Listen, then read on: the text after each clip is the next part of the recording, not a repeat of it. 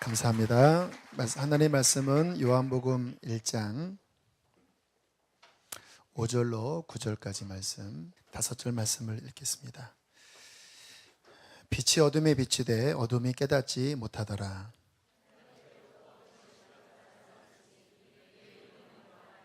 그가 증언하러 왔으니 곧 빛에 대하여 증언하고 모든 사람이 자기로 말미암아 믿게 하려 함이라. 함께 있습니다. 참빛 곧 각 사람에게 비추는 빛이 있었나니. 아멘.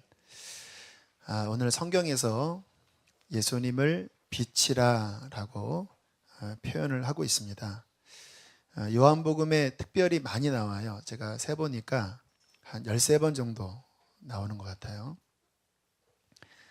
오늘 9절에 보면 참빛 곧 세상에 와서 각 사람에게 비치는 진정한 빛이 있었다. 자연광을 의미하는 게 아니라 모든 사람들의 인생을 비치는 그 영적인 빛인데 그게 진짜 빛이다 라고 말씀을 하고 있고요.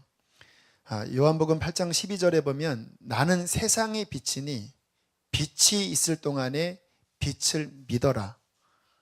빛을 믿으면 구원을 얻는다 라고 예수님 자신을 빛으로 말씀하고 있습니다. 대충 알 것 같은 느낌이 들지만 좀 모호하기도 해요. 또 하나 오늘 성경에 하는 말씀이 뭐냐면 어둠에 대해서 이야기를 하고 있습니다. 5절에 보니까 빛이 어디에 비쳤습니까? 어둠에 비추되 뭐가 깨닫지 못해요? 어둠이 깨닫지 못하더라. 어둠은 무슨 의미일까요? 사람들의 죄된 상태를 의미합니다. 요한복음 3장 19절에 보면 나는 빛이 세상에 왔으되 사람들이 자기 행위가 악함으로 빛보다 어둠을 더 사랑한 것이라. 그래서 어둠을 죄라고 이렇게 표현을 하고 있고요.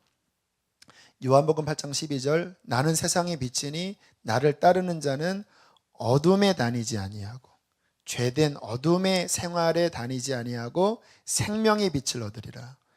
요한복음 12장 46절 나는 빛으로 세상에 왔나니 무릇 나를 믿는 자는 어둠에 거하지 않게 하려 함이로다.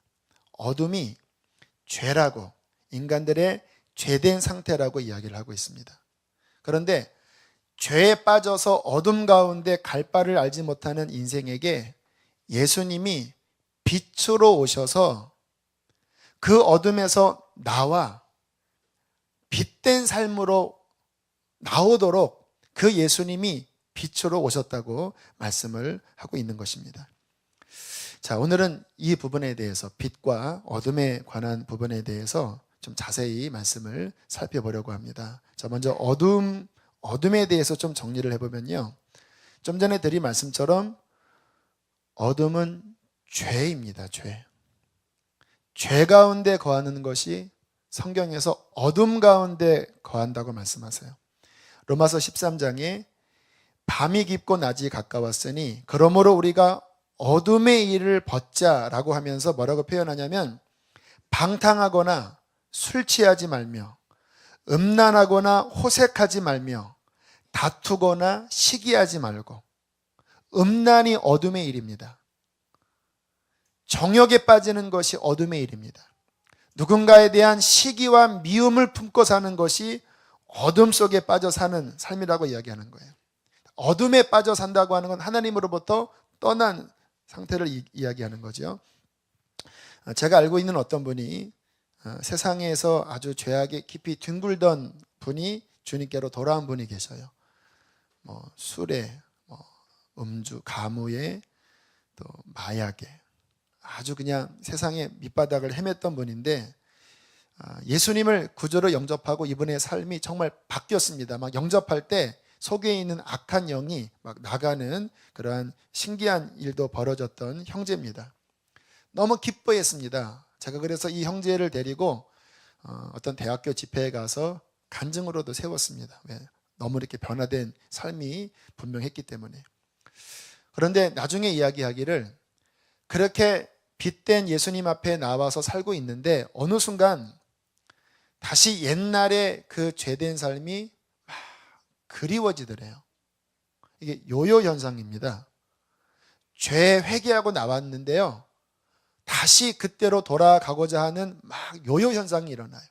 또 친구들이 만나자고 하고 막 양심의 고통 가운데 어떻게 해야 되나 괴로워하고 있는데 주님이 말씀을 들려주셨다고 해요.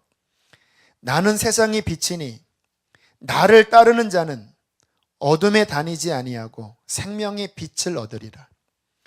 나는 생명의 빛인데 나를 믿는 삶, 나를 따르는 삶은 다시 어둠의 삶으로 돌아가는 것이 아니다. 어둠의 삶으로 다시 돌아가면 안 된다. 이젠 빛된 삶으로 살아가라. 이러한 주님의 추상 같은 말씀 앞에 형제가 움찔하면서 그 유혹을 이기게 되었다고 그렇게 이야기를 하더라고요. 여러분, 맞습니다. 죄는 어둠의 삶이에요. 여러분, 사람이 죄를 지으면요, 죄만 있는 게 아니라 그 죄 속에는 반드시 마귀가 역사합니다. 영적 실체가 있어요. 그래서 막 무당짓 하던 사람, 또 세상에서 정말 악하게 살던 사람이 막 하나님 믿으려고 하면요, 막 별의별 꿈을 다 꿉니다. 밤에 막 귀신이 나타나고요, 막 목 조이고요. 왜? 그 어둠의 삶에서 악한 영에게 사로잡혀 있는 거예요. 참 우리가 그 측면으로 우리가 한번 연구를 해보면요, 이 죄를 짓고 나타나는 열매를 보면요, 정말 좋지 않은 열매입니다. 여러분, 음란을 행하면 순간 쾌락이 있지만 그 결과가 어떻습니까? 가정 깨지지요, 몸에 병도 걸리지요, 사람이 깊은 낙심에 빠지지요. 여러분, 술 취해서 성경 보고 술 취해서 할렐루야 하는 사람 별로 없습니다. 술 취하면요, 방종하게 됩니다. 술 취하고 2차 가고 3차 가고 점점 어둠의 열매를 점점 맺히는 거예요. 시기하고 미워하고 다퉈보세요. 어떤 열매가 맺혀집니까? 관계가 깨지지요, 가정이 깨지지요. 주님은 이 어둠의 삶에서 이제는 나와서 다 회개하고 예수님의 거룩한 빛된 삶으로 이제는 정말 회개하고 나오라고 주님께서 우리에게 말씀해 주시는 것입니다. 이게 빛이에요, 빛. 어둠의 삶에서 나오라는 겁니다. 또 성경을 보면요, 의미심장한 말씀이 있는데 미운 마음이 어둠이라고 표현합니다. 여러분, 우리가 교회 다니면서도 미운 마음 종종 품으시지요?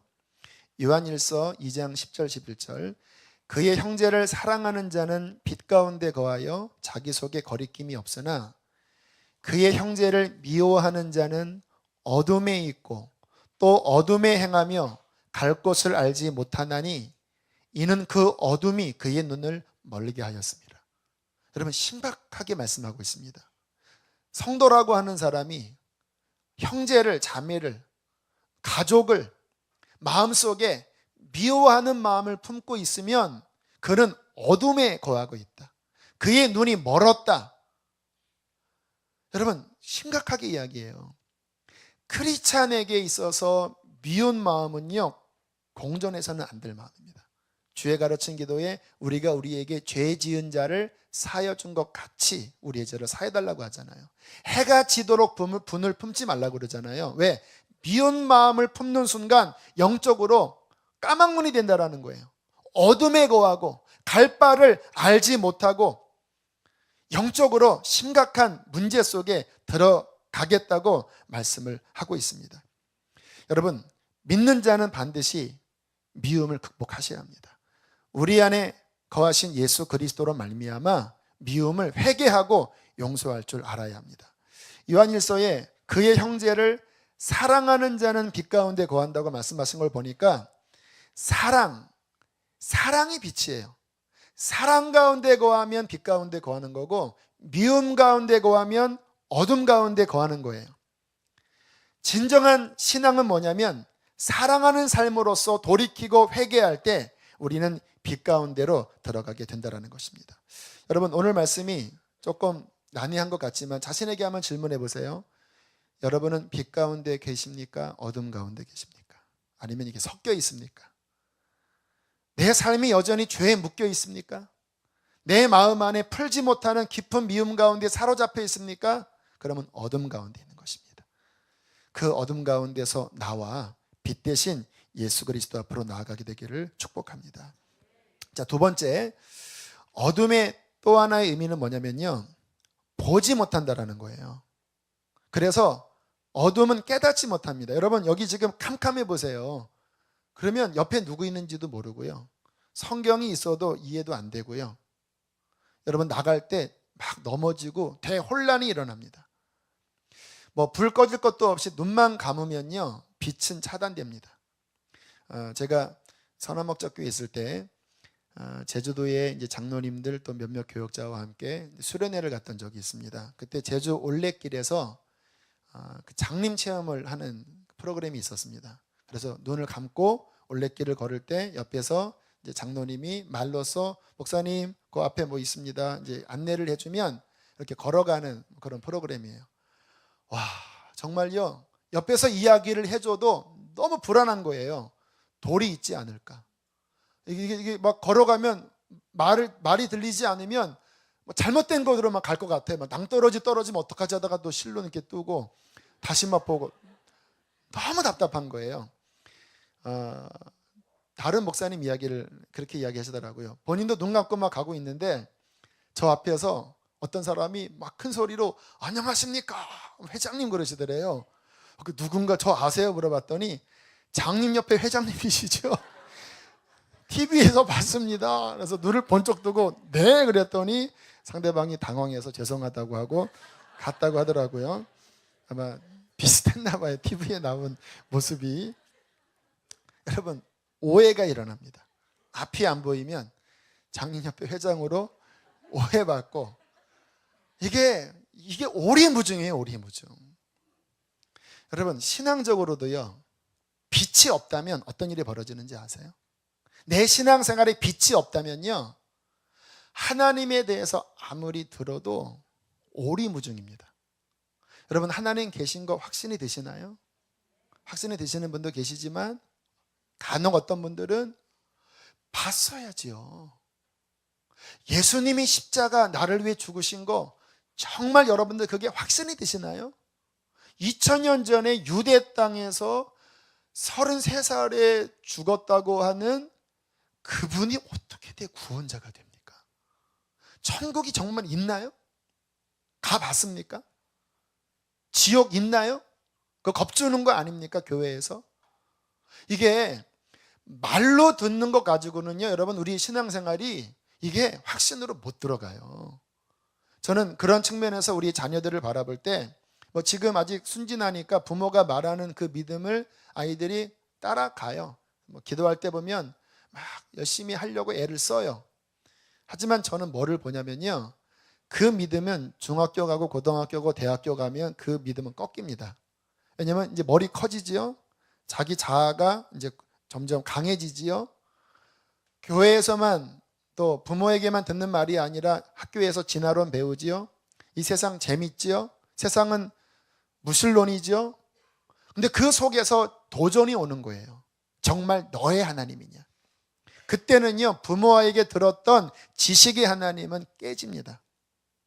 그러나 이 아이들이 그 순간에 정말 살아계신 하나님을 찾아서 정말 예수님이 성령으로 빛을 비춰주셔서 이 심령에 진정한 빛이 와서 예수님을 깨달으면요, 그 신앙은 흔들리지 않게 됩니다.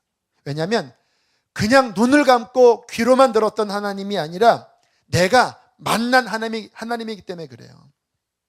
여러분, 빛이 없으면요, 성경도 마찬가지예요. 저희 교회에서 성경을 읽어라 하지만 이 성경도요, 이게 잘 이해가 안 돼요. 요한복음 1장 1절 2절 한번 제가 암송해 볼까요? 이해가 되는지. 태초에 말씀이 계시니라. 이 말씀이 하나님과 함께 계셨으니 이 말씀은 하나님이시라. 하얀 분 계시죠, 여기 말 들으면. 어려운 단어 없습니다. 근데 안 와닿는 거예요. 태초? 태초에 말씀이 계셔? 아니, 말씀이 그럼 뭐 인격체인가? 근데 이 말씀이 또 뭐 하나님과 함께 계셨어? 근데 이 말씀이 또 하나님이시라고? 이게 알듯 마음에는 안 와닿아요. 왜요? 글이라고 하는 문자는요, 여기에는 들어가도 여기에는 비추지 못해요.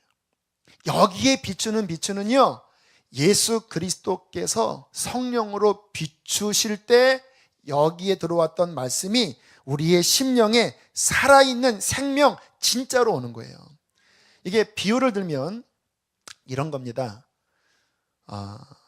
남자는 군대 가서 철든다고 하고 여자는 아기 낳고 철든다고 하죠. 군대 가서 막 고생할 때 그때 이제 조교가 어머니의 노래 부르러 갑니다. 나실 때 괴로움 이렇게 돼요. 왜냐면 막 고생하면서 부모님이 나 때문에 고생하셨구나. 이게 이제 체득 여기서 이제 와닿는 거예요. 부모의 사랑이. 여성은 그 힘들게 아이를 낳아놓고 엄마 생각이 나는 거예요. 내가 어릴 때는 엄마 원망하고 그랬는데 이렇게 힘드셨겠구나. 그게 비로소 철드는 거잖아요. 부모의 사랑이 그때 이해가 되는 거잖아요. 여러분, 예수님도 마찬가지입니다. 그냥 하나님이 세상을 이처럼 사랑하사 독생자를 주셨으니 이는 저를 믿는 자마다 밀망치 않고 영생을 얻게 하려 하십니다. 머리로 들어올 때는 가슴에 안 와닿죠. 그런데 빛이 비치면, 예수님이 성령을 통하여 정말 마음이 비추시면 어떻게 살아계신 하나님 창조주가 어떻게 나 같은 죄인을 이처럼 사랑하사, 어떻게 하나밖에 없는 아들을 이 땅에 죄인의 형상으로 보내셔서 어떻게 나 같은 자를 위해 벌거벗고 십자가에 그 못 박혀 어떻게 그렇게 죽으셨나, 어떻게 그 흘린 피가 나같이 정말 초라한, 정말 길거리에 흙밖에 되지 않는 나 같은 자를 어떻게 그 피가 나 같은 자를 위해 흘리셨나, 막 눈물이 나면서 그 한량없는 은혜와 사랑에 감격하면서 막 감사하게 돼요. 여러분, 그런 은혜 받으신 분 많이 계시죠? 그게 빛이 비친 거예요. 그 전에 아무리 들어도 빛이 안 비칠 때는 문자였는데 빛이 비치니까 철이 들듯이 그 예수님이 마음에, 이 영혼에 비추면서 주님을 만나게 된다는 거예요.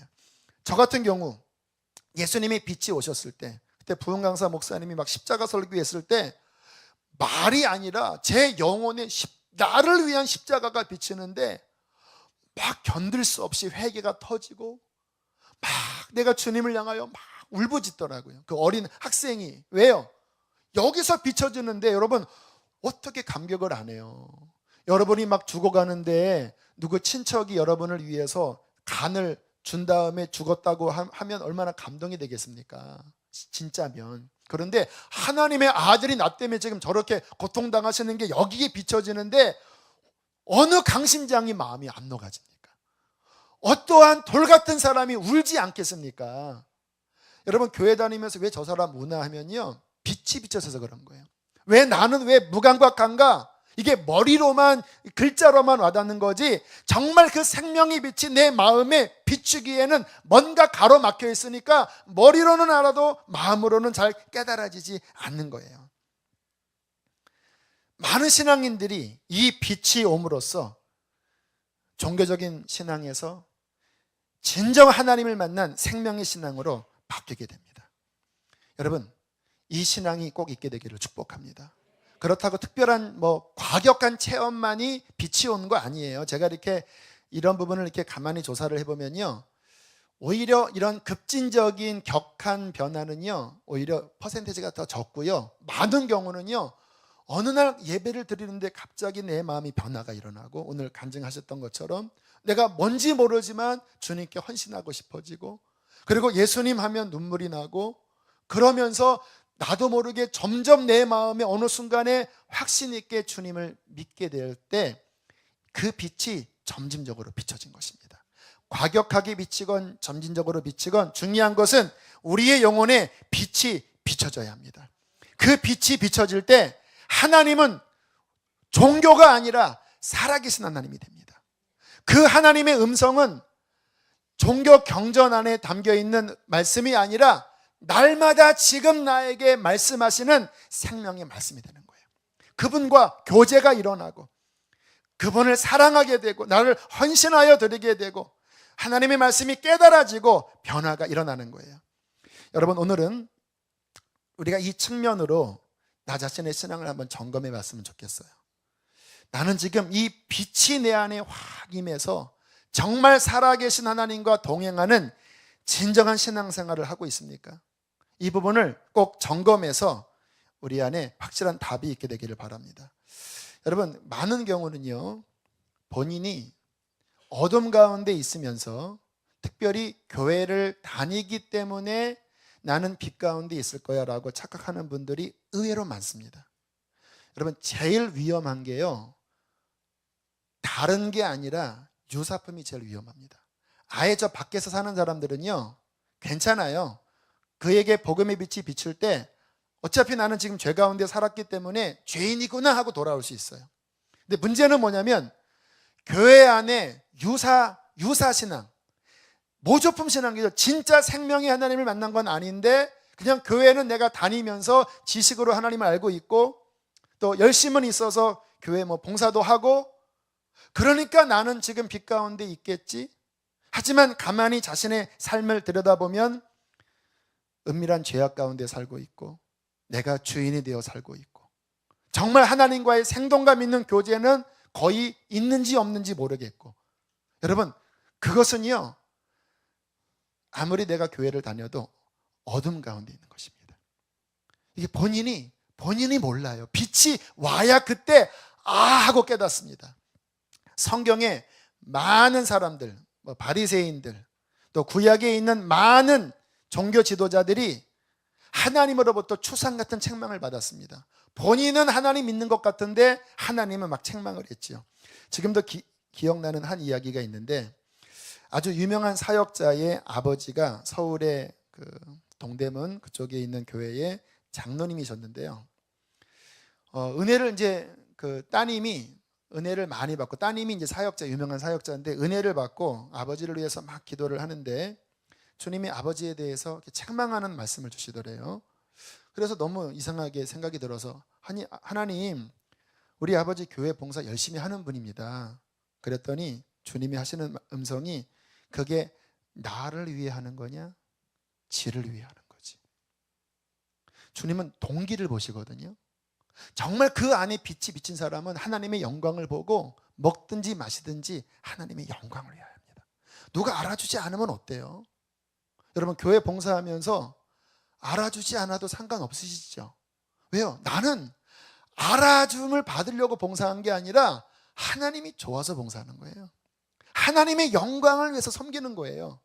그런데 이게 되어지지 않는 육신적인 사람은요, 봉사하면서도 내 이름을 위하여, 내 만족을 위하여 이렇게 하다 보니까 주님이 나를 위해 하는 거냐? 지를 위해 하는 거지. 이 음성을 듣고 큰 충격에 빠졌다고 그래요. 여러분, 우리 안에 빛이 임하여 내가 정말 빛 가운데 거하는지 보게 되기를 축복합니다. 우리 교회 전도사님 한 분이 영성일기에 오늘 말씀과 관련된 글을 올렸더라고요. 친구가 분목사라고 합니다. 근데 친구와 지난주에 만나서 이런저런 이야기를 하다가 구원에 대한 이야기를 나눴다 그래요. 그러면서 느낀 점을 이렇게 적었습니다. 친구는 예수님에 대해, 목사예요, 머리로는 알지만 가슴으로는 예수님을 밀어내면서 살아가는 것 같았습니다. 친구의 생각은 한 번 믿으면 무조건 구원받는다, 쉽게 믿어도 구원은 있다라는 결론이었습니다. 나도 예전에 그렇게 살아왔던 날들이 있었기 때문에 충분히 이해할 수 있었습니다. 저는 친구한테 이야기를 했습니다. 예수님께 잘 매달려 있어야 한다고, 예수님처럼 살기 위해 달려가야 한다고, 신랑 되신 예수님께 정결한 신부의 모습으로 잘 기다려야 한다고, 그렇지 못하면 큰일 난다고 이야기를 했습니다. 그랬더니 친구가 이해 못하는 표정을 짓더래요. 너 이상해졌냐? 그렇게 표정을 짓더래요. 그때 이렇게 대답을 해줬다고 합니다. 나도 예전에 너처럼 믿고 살았지만 아니었더라. 왜냐하면 여러분, 그렇게 믿으면요, 문제는 뭐냐면요, 내 마음에 죄를 처리 안 합니다. 얼마나 이 속에 있는 정욕, 이 속에 있는 더러움들이 많은데 그냥 믿으면 얼마나 복음입니까? 믿기만 하면 내가 어둠 가운데 살아도 예수님의 은혜가 나를 구원해 주는 거야. 얼마나 달콤한 복음입니까? 하지만 성경에는 그러한 복음은 없습니다. 아까 말씀 나눴죠. 나는 세상의 빛이니 나를 따르는 자는 어둠에 다니지 않고 생명의 빛을 얻으리라. 나를 따르는 자는 어둠에 가면 안 된다. 어둠에서 나와서 이 생명의 빛의 길을 걸어가야 한다. 친구가 이 말을 이해 못하는데, 나 자신도 옛날에는 그렇게 살았는데 그때는 내가 정말 아닌 삶을 살았다. 하지만 더 이야기하면 친구가 마음 상할 것 같아서 하나님이 깨닫게 하시기를 바라면서 돌아오면서 이렇게 글을 적었어요. 내 친구를 보고 답답해하듯 그렇게 살아온 나를 하나님이 얼마나 답답해 하셨을까라는 생각이 듭니다. 십자가로 죽고 보혈로 생명을 얻어 다시 태어나기를 원합니다. 그렇게 행하실 주님을 기대합니다. 여러분, 머리로만 알고 마음에서 예수님을 밀어나는 삶, 내가 주인이 되어 자기 맘대로 살면서 은밀히 죄짓고 하나님과의 살아있는 교제는 없이 그저 종교적으로, 그저 인간적으로 교회 봉사하는, 그렇게 교회 다니다가 결국 마지막에 주 앞에 섰는데 구원받지 못하는 자로 서는 것보다 더 기가 막힐 일이 어디 있겠습니까? 성경에 그런 일들이 얼마나 많겠다고 말씀하십니까? 간절한 마음으로 말씀을 전합니다. 빛이 임하셔야 합니다. 내가 지금 제대로 믿고 있는 건지, 나는 정말 하나님과 동행하고 있는 건지, 빛이 오면 그걸 알아요. 본인이 심령에서 알아요. 왜? 하나님이 살아계신 내 하나님이고 내 삶이 지금 변화되어져 가고 있고, 말씀을 펴면 주님이 깨닫게 하시는 살아 생동력이 있으니까 빛이 있는 사람은 아는데, 어둠에 있는 사람은 이런 말을 들으면 뭔가 부담되고, 뭔가 나는 그렇게 못 사는데 그렇게 하자니 또 싫기도 하고, 그러면서 아주 모호하게 사는 경우가 많이 있지요. 주님의 빛이 임하여 정말 살아계신 하나님을 만나고 정말 천국을 향해 가는 그 거룩한 삶으로 우리는 나아가야 합니다. 저는 저희 교회에 이러한 메시지가 선포되는 것을 감사합니다. 이 말씀으로, 좌우의 날선 검과 같은 말씀으로 어둠을 깨트리고, 그리고 정말 많은 사람들의 심령을 빛 가운데로 이끌게 되기를 바랍니다. 2007년도 주님이 제게 이것을 보여주셨어요. 제가 그 전에 하나님의 말씀도 참 열심히 읽었지만 제가 이 정도까지의 구원론은 실은 아니었어요. 좀 아니란 마음이었어요. 그 친구와 그 정도는 아니지만 지금과 같은 추상 같은 마음은 아니었어요. 근데 2007년도에 빛이 왔을 때 주님이 좁은 길을 보여주시더라고요. 그리고 들려주신 음성이 구원의 길은 좁은 길이고 거룩한 길이어야 하고 말씀에 순종하며 걸어가는 길이다. 넘어질 수 있다. 그러나 십자가 붙잡고 다시 일어나야 한다. 계속해서 이 길을 가라. 저희 교회에 저와 비슷한 그러한 주님의 빛을 보고 내가 주인의 삶으로서는 천국 못 간다고 하는 각성 속에 주님 앞에 나와서, 또 이 교회에 나와서 정말 회개하고 이 구원의 길로 걸어가고자 하는 많은 남성분들이 있습니다. 저는 그분들을 진심으로 축복합니다. 주님의 빛이 비추신 것입니다. 이 빛이 그분만이 아니라 우리 모두에게, 또 인터넷을 듣는 수많은 성도들에게 이 빛이 비추기를 축복합니다. 자신에게 질문하세요. 정말 이 빛이 나에게 비춰졌습니까? 나는 진정 구원의 길을 가고 있습니까? 한 세 부류의 사람이 있어요. 이미 빛이 오신 분, 회개가 일어났고 주님과의 진정한 동행이 시작된 분, 그분들은 계속해서 그 길을 가게 되기를 바라요. 그러나 안타깝지만 또 많은 분들이 아직 종교에서 벗어나지 못한 분들도 실은 많이 계셔요. 저는 그분들이 마지막 주 앞에 가기 전까지는 반드시 깨지기를 바랍니다. 오늘 같은 말씀 속에 그 두꺼운 자아가 깨어지게 되기를 바랍니다. 그러나 또 안타까운 분들은 세 번째 부류의 사람인데요. 전에 이 빛이 비춰서 각성이 일어나 어둠을 버리고 빛 가운데로 걸어가고 있었는데 지금은 그 빛에서 멀어진 분들이 있습니다. 침체된 거죠. 신앙이 떨어져 버린 거죠. 얼마나 많은지 몰라요. 저희 교회 한때는 막 주님 곧 오십니다 하면서 막 했다가 점점 그 빛이 식어져서 기도에 열의도 없고 예배에 대한 열정도 잃어버리고, 그리고는 다시 세상 언저리에서 또 이 아니까 완전히 가지는 못하고, 그렇다고 하나님께 완전히 드리지는 못하고 막 힘겹게 사는 분들, 제 마음이 참 안타까워요. 여러분, 그런 모든 분들 주님의 빛 가운데로 나아져야 합니다. 왜냐면요, 빛된 신앙은요, 과거의 한 번의 경험이 아니에요. 날마다 그 빛 안에 거해야 합니다.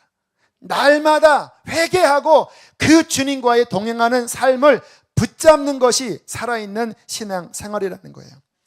어떻게 우리의 삶에 그 빛이 더 밝게 비출 수 있을까요? 제가 말씀을 묵상하면서 그런 그림이 보여져요. 이미 예수님은 우리에게 빛을 비추고 계십니다. 그게 은혜 시대예요. 그런데 생각해 보세요. 만약에 내가 보자기로 나 자신을 덮으면 천지는 광명하나 나는 어둠이에요. 빛이 지금 말씀 가운데 비춰지고 있지만 내가 이거를 덮고 웅크리고 눈을 감고 있으면 빛이 안 비춰지는 거예요. 다시 말하면 빛이 비춰지지 않는 책임은 예수님께 있는 게 아니라 우리 안에 문제가 있다는 거예요. 그래서 빛으로 나아가려면 다음 세 가지 당부를 명심하셔야 됩니다. 첫 번째, 따라합시다. 간절히 하나님을 찾아야 한다. 여러분, 이 어둠에서 있다가 뭐 하나님이 알아서 빛을 비추시겠지. 여러분, 그렇게 소극적인 건 믿음이 아니에요. 어둠 가운데 있다면, 내가 내 심령으로 예수님이 안 믿겨진다면, 영적으로 너무 낙심해 있다면 그 자리에 있으면 안 되고요, 다시 일어나서 몸부림쳐서 간절하게 생명의 하나님을 찾아 나가셔야 합니다. 예레미야 29장 12절 13절, 너희는 내게 부르짖으며 와서 내게 기도하면 내가 너희를 들을 것이요 너희가 전심으로 나를 찾고 찾으면 나를 만나리라. 지난 금요일 날 말씀 선포하고 기도해야 하는데 이 말씀 주시더라고요. 전심으로 나를 찾고 찾으면 나를 만나리라. 제가 그동안 신앙생활에 많이 다운됐던 적이 많았는데요, 저는 그때마다 정말 고아 같은 심정으로 내 아버지를 찾으려 학교 다니다가 잠깐 접고요, 오산의 기도원 가서 나 주님 없이는 못 살아요 하다가 주님 다시 회복시킨 적 많고요, 너무 침체됐을 때 또 막 하나님 앞에 막 금식하면서 매달릴 때 하나님이 회복의 빛을 주신 적 너무나 많았어요. 하나님은요, 간절히 하나님을 찾는 자를 기뻐하십니다. 지난 금요일날 제가 설교할 때 그날 하루 종일 새벽 4시부터 저녁까지 어떻게 주님을 찾았는지를 금요일날 간증을 했거든요. 금요일부터 제 마음에 기쁨이 막 넘치고, 어제 토요일도요, 그냥 점심 식사하고 설교 준비하기 전에 이렇게 잠깐 쉬는데 이 속에서 왜 이렇게 기쁘지? 왜 이렇게 감격스럽지? 마치 이렇게 막 샘솟듯이 막 기쁨이 올라오는 거예요. 왜 올라올까? 어제 내가 하나님을 간절하게 찾았던 그 주님을 찾는 것에 대한 보상이구나. 여러분, 세상에 사람을 찾아가고 돈을 찾아가면 실망하지만 하나님을 찾으면 실망하지 않습니다. 그분은 하나님을 찾는 자들에게 인자가 풍성하신 분이십니다. 두 번째, 따라하겠습니다. 말씀을 펴라. 시편 119편 130절에 이런 말씀이 있습니다. 주의 말씀을 열면 빛이 비추어 우둔한 사람들을 깨닫게 하나이다. 참 말씀 한 절 한 절이요, 기가 막혀요. 어떻게 이렇게 표현하지요? 주의 말씀을 열면 뭐가 비친다고요? 빛이 비쳐서 우둔한 어둠 가운데 있는 자에게 깨달음을 준다. 여러분, 우리는요, 태생이 우둔합니다. 어두워요. 그런데 간절한 마음으로 기도하고 성경을 펴면 이 성경 속의 진리이신 예수님이 빛을 비춰서 어둠을 몰아내십니다. 그래서 그 어둠을 하나하나 몰아내면 우리의 삶이 더 빛으로 밝아질 수 있어요. 여러분, 그 빛을 보면 그 빛의 강도, 조도가 다 다르죠. 70, 100, 200 다 다르죠. 빛도 마찬가지예요. 어떤 사람은 정말 태양 광명처럼 밝은 사람이 있고 빛은 들어왔는데 구석구석 덮여져 있는 것들이 있는 사람들이 있어요. 지난 금요일 날 성경을 펴서 또 읽었습니다. 로마서 13장 16절에 이러한 말씀이 있었습니다. 높은 데 마음을 두지 말고 도리어 낮은 데 처하여 스스로 지혜 있는 채 말라. 주님이 이 말씀으로 저를 막 찌르셨어요. 너 교회가 부흥한다고 거기에 마음을 두지 말아라. 높은 데 마음을 두지 말아라. 너는 낮은 곳에 마음을 둬야 한다. 아파하는 사람, 지금 병들어 있는 사람, 남편을 잃고 괴로워하는 그 사모님, 더 어려운 개척교회, 너 거기에 마음을 두어라. 여러분, 본성은요, 모든 게 좋아지면 마음이 올라가요. 그런데 우둔하니까 그게 나쁜지 몰라요. 그런데 주의 말씀을 열면 빛이 비춰서 우둔한 자에게 생명의 길을 더 밝히시는 거예요.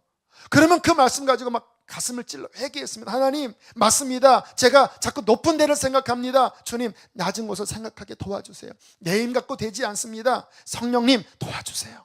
그러니까 그날 내가 전화해야 될 또 환우도 생각이 나고, 또 도와야 될 사람들도 생각이 나고, 주의 말씀이 열려지면 어둠이 떠나갑니다. 저는 성경을 아주 많이 읽은 사람입니다. 그런데도 제가 매일 말씀을 열지 않으면요, 저는 육신의 생각으로 흘러가는 존재예요. 그렇기 때문에 저는 매일 말씀을 열고 말씀의 빛 앞에 어둠을 날마다 몰아내면서 싸우며 살아갑니다. 왠지 압니까? 그래야 저는 생명의 빛된 길을 걸어갈 수 있기 때문에. 저희 교회에서 성경을 열라고 강조하는 이유, 일주일에 주일 설교 한 번 듣고 어떻게 빛이 온전히 비칩니까? 여기서 나가는 순간 벌써 어둠들이 밀려와요. 날마다 말씀을 펴고 그 빛을 붙잡고 살아가고, 또 목장 모임 때 그 말씀을 나눠보세요. 그러면 내게 비춰진 말씀, 지난 토요일 날, 어저께지요, 우리 교역자들이 한 세 팀으로 나눠서 경건노트 나눔을 가져요. 한 전도사님이 레마의 말씀을 이야기하는 거예요. 다시 더 심한 병이 생기지 않도록 죄를 짓지 말라 하면서 막 회개의 마음 이야기하고요. 또 여자 사역자는 어떤 일에 대한 제의를 받았을 때 막 불평하는 마음이 있었는데, 성경을 읽다가 내가 감사하지 못하고 간사한 사람이었구나, 막 울먹이면서 회개를 하고, 또 다른 간사님은 또 하나님의 내가 육적으로 될 때 하나님의 음성을 내가 잘 듣지 못한다, 이런 이야기를 할 때 한 20분 이야기를 나눴는데요, 빛이 막 더 많이 비추는 거예요. 그렇게 빛이 우리 안에 충만할 때 우리는 주님의 거룩한 길을 갈 수 있는 것입니다. 마지막 세 번째는 따라하겠습니다. 회개해야 한다. 여러분, 예수님은 회개하는 곳에 임하십니다. 가장 복된 마음은 회개하는 겸손한 마음이에요. 아까 이야기했죠. 왜 빛이 못 오냐면요, 뭔가 가로막힌 게 있는 거예요. 부정적인 생각들, 내 안에 더러운 죄가 가로막혀 있으니까 빛이 안 오는 거예요. 지난 목요일 날 한 남자 성도가 그 세미나가 있어서 한 이틀간 어디를 가야 되는데, 가면 뭐 술판이니까 그냥 안 가고 교회 이틀 동안 아침부터 계속 성경 읽고 기도하면서 교회에 계셨어요. 점심 식사를 하고 잠깐 대화를 나누는데 그런 간증을 하시더라고요. 작년에 주님을 만났대요. 아마 우리 교회에서 만난 것 같은데, 교회를 10년을 다녔지만 주님을 아직 못 만나고 있었는데, 작년 예배 시간에 그날이 기억나는데 이러한 설교였대요. 은혜로 구원을 얻지만 죄를 회개하지 않으면 은혜가 들어오지 못한다. 그전에는 은혜로 구원받으니까 내가 회개치 않아도 나는 구원받을 거야. 그런데 그 말씀을 듣고 회개치 않으면 은혜가 못 들어올 수 있구나. 그리고는 본인이 가장 심각하게 빠졌던 술에 대한 죄를 회개하는 순간 빛이 들어와서 그때부터 급격한 변화가 일어났대요. 그리고 맨 처음에는 술 하나 회개했는데 그거 회개하니까요, 그 다음에 빛이 비추는데 더 많은 죄악들이 보였대요. 목마름으로 새벽에 와서 회개하고 기도하고 날마다 하나님 앞에 찾는 그러한 심령이 됐어요. 저도 제 신앙생활을 보면요, 가끔 어떤 정말 계시적으로 어떠한 잘 모르는 사람이 저의 깊은 심령의 죄를 막 들춰냈던 적이 있었어요. 당신 교만하다, 당신 사랑을 잃었다. 제가 그러한 책망을 받았을 때 하나님 앞에 가슴을 찢으며 통회하면서, 왜? 저는 하나님 놓치면 저는 끝이거든요. 그러니까 저는 그런 회개의 책망을 들으면요, 저는 가슴이 막 오그라들어요. 막. 너무 두려워합니다. 왜? 하나님한테 저에게는 생명이기 때문에. 그렇게 막 몸부림치며 회개하면요, 정말 하루 이틀도 지나지 않아서 다시 빛이 비쳐요. 주님은 회개하는 곳에 빛을 비추십니다. 한때는 제가 은밀한 죄를 짓고 막 괴로워하는데 주님이 자백하라는 거예요. 사람들한테 자백해라. 부끄러워요. 아니야, 자백하면 빛이 된다. 그래서 공개석상에서 자백하고 홈페이지에다가 제 죄를 낱낱이 올리고 그렇게 드러내는데 갑자기 회개가 터지면서 제 마음이 확 씻겨지고 주님과의 관계가 깊이 회복되더라고요. 회개는 축복입니다. 주님 나라 가기까지 우리가 날마다 씻고 해야 될 일은 하나님을 찾고 성경을 펴서 읽고 어둠에 대해서 날마다 정결하게 씻고 나아가면요, 저가 빛 가운데 계신 것 같이 우리도 빛 가운데 행하면 그 아들 예수의 피가 우리를 모든 불의에서 깨끗게 하실 것이요. 자백하는 것만이 아니라 저가 빛 가운데 계신 것 같이 우리도 회개하고 빛 가운데 들어가기 시작하면 그 아들 예수의 피가 영혼을 정결하게 씻어서 하나님 하면 내 마음속에 하나님 막 좋은 거예요. 내 안에 내 영혼이 씻겨진 구원받은 그 천국의 후사의 그 만족, 주님이면 충분합니다. 내 영혼이 왜 그 씻겨져서 하나님이 거하는 삶보다 더 위대한 행복한 삶이 어디 있습니까? 근데 이게 남의 간증 이야기고 성경 안의 이야기고 글자만 되면요, 나는 여전히 불평하고 나는 여전히 불만족스럽고 나는 여전히 주님 한 분이면 충분히 안 되는 거예요. 왜? 말씀이 가짜기 때문에? 아닙니다. 당신 안에 빛이 못 들어오도록 그 완고한 자아가, 그 교만한 심령이, 그 은밀한 죄악들이, 그 부정적인 어떠한 것들이 빛을 가로막고 있으니까 육신으로 살다가 지치는 거예요. 회개하십시오. 빛 가운데로 나아가십시오. 주님을 마음속에 믿음으로 영접하십시오. 그 빛이 나를 완전히 다스리게 하십시오. 그때 비로소 하나님은 나의 하나님이 되고 말씀은 열려진 생명의 말씀이 되고 내 안에는 주님의 기쁨으로 충만하게 되어 가정도 변화되고 인생도 변화되고 모든 것이 변화되게 될 것입니다.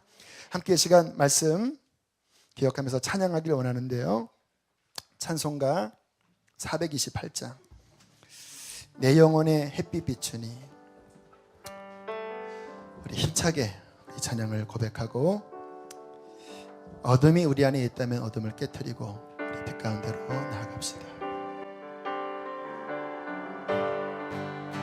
내 영혼에 햇빛 비치니 주 영광 찬란해, 이 세상 어떤 빛보다. 어둠과 싸우세요 여러분. 주의 영광, 주의 영광 빛난 그 내게 비춰 주시옵소서. 그 밝은 얼굴 배울 때 나의 영혼 기쁘다. 내 영혼에 노래 있으니 주 찬양합니다. 주 기름 기울이시사 다 듣고 계시네. 주의 영광 빛나는 아멘 내게 비춰 주시옵소서. 그 밝은 얼굴 배울 때 나의 영혼 기쁘다. 내 영혼에 동날되어서 주 함께 하실 때 그 평안을 이끌고 주를 내 꽃피네. 주의 영광 빛나는 내게 비춰 주시옵소서. 그 밝은 얼굴 배울 때 나의 영혼 깊게 내 영혼에 희락이 있고 영혼에 희락이 있고 큰 소망 넘치네. 주 예수 모두 주시고 또 내려주시네. 주의 영광 빛나는 내게 비춰 주시옵소서. 얼굴 배울 때 우리 4절 한 번 더 고백합시다. 희락이 있고 내 영혼에 희락이 있고 큰 소망 넘치네. 주 예수 복 주시고 또 이 기쁨의 축복을 누리시길 바랍니다. 주의 영광 빛나는 내게 비춰 주시옵소서. 그 밝은 얼굴 배울 때 나의 영혼 기쁘다. 기도합시다. 하나님, 이 빛을 내게 비춰주십시오. 가로막혀 있는 모든 죄악의 담대를 예수의 이름으로 십자가별로 다 허물어 주시옵소서. 기쁨으로, 믿음으로, 천국의 영광으로 살아가기를 원합니다. 우리 주님을 크게 한번 부르시고 기도하겠습니다. 주여, 할렐루야. 살아계신 하나님 아버지, 빛을 비추어 주십시오. 구원의 길을 걸어가게 하여 주시옵소서. 회개하라, 천국이 가까웠느니라. 여러분의 완고한 마음, 교만한 마음을 회개하십시오. 가로막힌 것들을 허물어 버리십시오. 하나님, 회개합니다. 은밀한 죄악들을 회개합니다. 우리 시간 가슴에 손을 얹으시길 바랍니다. 어떤 분들은 아직 정리가 되지 않는 은밀한 죄 때문에 막혀있는 분들이 있어요. 여러분, 그 죄악으로 인하여 망해서 안 돼요. 여러분, 우리는 영생의 길로 들어가셔야 합니다. 가슴에 손을 얹고, 하나님, 내 안에 모든 죄악들을 다 회개합니다. 오직 예수 한 분만을 붙잡고 살아가도록 나를 축복해 주시옵소서. 성령을 부어 주시옵소서. 확신 있는 믿음을 갖게 해 주시옵소서. 우리 한 번 더 기도하겠습니다. 할렐루야, 할렐루야, 할렐루야. 주님, 회개형을 부어주소서. 회개형을 부어주소서. 회개형을 부어주소서. 회개형을 부어주소서. 회개의 눈물을 완고한 마음으로 깨어지게 하여 주소서. 완고한 마음들을 깨어지게 하여 주시옵소서. 회개하라, 천국이 가까웠느니라. 회개하라, 천국이 가까웠느니라. 회개하라, 천국이 가까웠느니라. 하나님, 불쌍히 여겨주시옵소서. 불쌍히 여겨주시옵소서.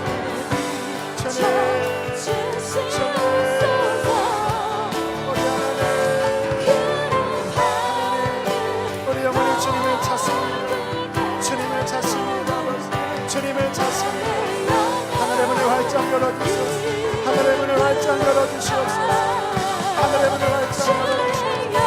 생명을 부어주시옵소서. 생명을 부어주시옵소서.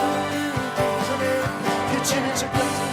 빛이 비춰지게 하여 주옵소서. 빛이 비춰지게 하여 주옵소서. 주님, 가슴에 하나님, 마음에 하나님, 생명의 하나님으로 와닿을 수 있도록 하나님 축복하여 주시옵소서. 아버지, 살아계신 하나님, 주님의 십자가의 권능으로 우리 안에 있는 모든 죄의 담들을 다 깨트리시고 허물어 주옵소서. 회개합니다. 나의 완고한 자아의 힘으로 살아갔던 것들을 회개합니다. 주님, 죄는 어둠입니다. 어둠의 열매들이 내 삶에 맺혀졌지만 이제 빛 가운데로 나아가 주님, 생명의 주님을 붙잡고 거룩한 길을 걸어가기를 원합니다.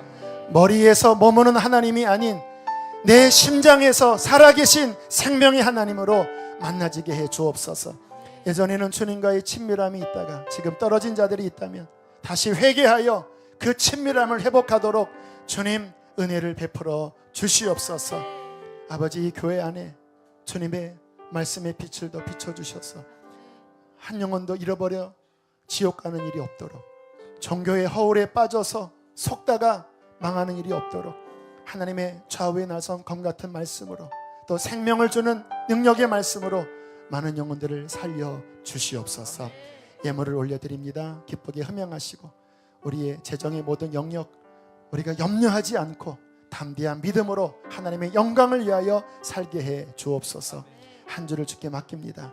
말씀을 펼 때마다 빛을 비추어 우둔한 우리의 영혼을 날마다 깨닫게 해 주시옵소서.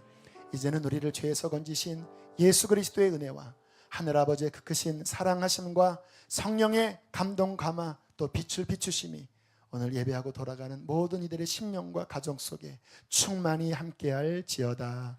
아멘.